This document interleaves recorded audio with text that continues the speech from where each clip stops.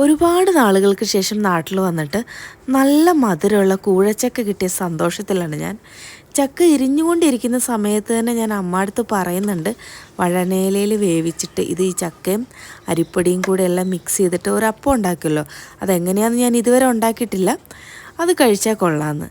അപ്പോൾ തന്നെ അമ്മ അരിപ്പൊടി എടുത്ത് പാകത്തിന് ചൂടുവെള്ളത്തിൽ നന്നായിട്ടൊന്ന് കുഴച്ചെടുക്കുകയാണ്. അങ്ങനെ കുഴച്ചെടുത്തിട്ട് നമ്മളിത് ഉടനെ ഈ പഴുത്ത ചക്ക, അതായത് കുരു കളഞ്ഞ ചക്ക ഇതിലോട്ടിട്ട് നന്നായിട്ട് മിക്സ് ചെയ്തെടുക്കുന്നു. സാധാരണ ഇതിന് നമ്മൾ ശർക്കരയാണ് കൂടുതൽ ഉപയോഗിക്കുക, പക്ഷേ ഇത് നമ്മൾ പെട്ടെന്ന് ഉണ്ടാക്കുന്നതായതുകൊണ്ട് കുറച്ച് തേങ്ങയും പഞ്ചസാരയും കൂടെ മിക്സ് ചെയ്തിട്ട് ഇതിലോട്ട് ഇങ്ങനെ ഒരു ഫില്ലിങ് പോലെ വെച്ച് കൊടുക്കുകയാണ്.